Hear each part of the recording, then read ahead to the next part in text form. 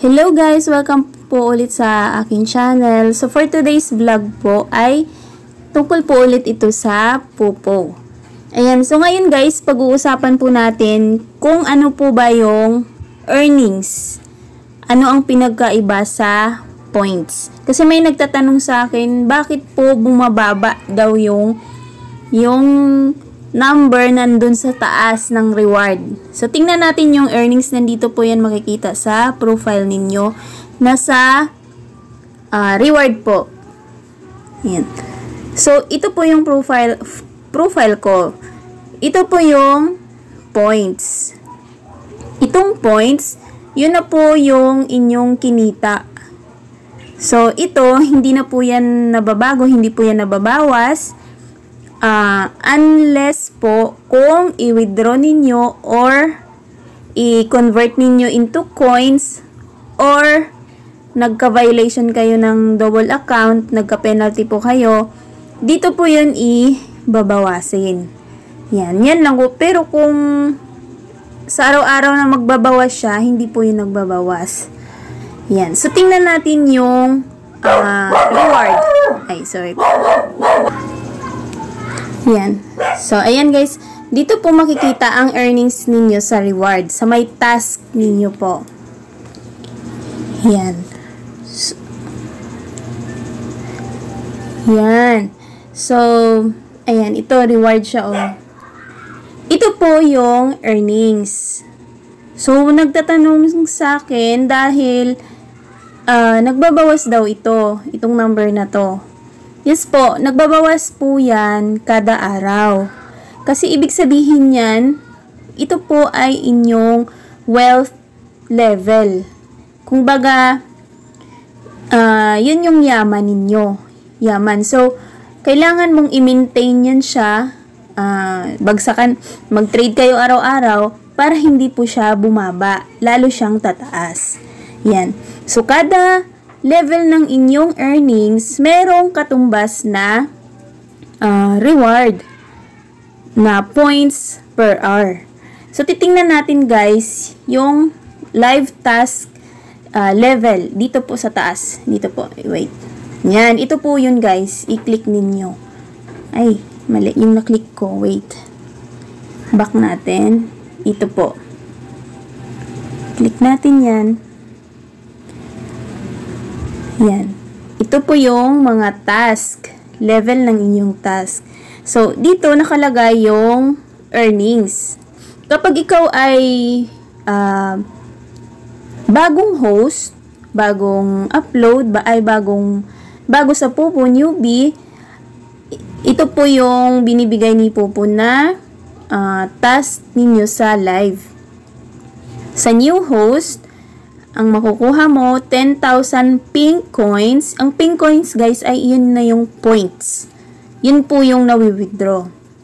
10,000 per hour, 2 hours per day. 7 days po yun. Yan po kung maayos po ang live ninyo, kasi meron din pong rules si Popo para sa tamang solo live. Yan po sa new host. So, diba, 10,000 per hour. Ngayon, kapag nagka-violation kayo, ibababa po ni Popo yung inyong task into ordinary host. Ito po, ordinary host. Ang ordinary host, ito po yun. 1,000 pink coins per hour, tapos 1 hour per day. Yan. So, 1 oras na lang po ang inyong task solo live sa isang araw. Ngayon guys, meron po yan si Popo na mga level po sa earnings. Kapag nag-trade kayo ng nag-trade, syempre tataas po yung wealth level ninyo. Dito po yun. Yan, makikita sa taas. Yan. Kapag ang inyong earnings ay umabot sa 150, yan, ang solo live ninyo ay 3,000 per hour, 2 oras sa isang araw. Hindi ba po? Meron siyang katumbas na reward. Yan, kapag masipag kayo mag-trade ng mag-trade, yun meron pa po kayong reward galing kay Pupo dahil dadagdagan niya po yung inyong points sa inyong live task. Yan, pataas po yan ng pataas.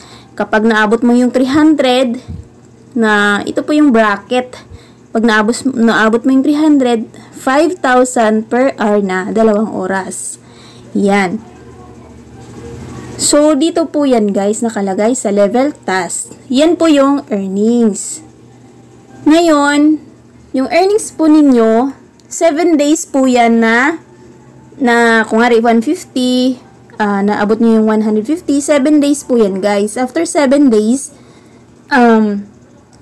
malaki na po yung ibabawas niyan. Yan, kaya kailangan magsipag po kayo. Lagi kayong mag-trade ng mag-trade. Yan. So, balik po tayo dito sa reward. So, ayan po. Tulad nung sa akin, na ka-328 po ako. So, lumagpas po ako doon sa 300 na bracket. So, ang aking per hour ay 5,000. 2 oras sa isang araw. Yan. So, natapos ko na siya. I-receive ko na lang siya. Tapos, yung inyong crown seat, imbis dati, pag regular host, 1 oras lang po. Kapag naabot mo yung 150 na earnings pataas, magiging 2 oras na siya. Yan. So, yan po yung mga benefits ni Pupo kapag mataas po yung earnings ninyo. Yan. So, yan po yung pagkakaiba ng earnings tsaka yung points. So, huwag kayong mag-alala. Minsan, guys, magtanong sa akin, bakit daw bumaba, ang baba na, tinatandaan na yung number. Yan, okay lang po yun na bumaba. Kasi pag nagbagsak ka, biglang taas naman yan. Ngayon guys, kung gusto mong maabot to, kung hari, tataas pa, magiging 9,000 per hour ka na, ito po yung kailangan mo na points na bubunuin mo para maabot mo tong 9,000 per hour. Ayan sa baba. Still need 571 points. Yan. So, kailangan mo pang mag-trade ng mga 700 coins. Yan. Yan po ang earnings, guys. So, balik tayo. Yan. Ito po yung points. So, nag-trade kayo. Kung nag-trade kayo, yung coins nyo, marami kayong coins, nag-trade kayo. Bukod sa napunta dito sa points, madagdagan pa yung earnings niyo. Yan. So, yan lamang guys yung aking paliwanag. Sana po ay nakatulong. Ayan. Thank you for watching po and bye.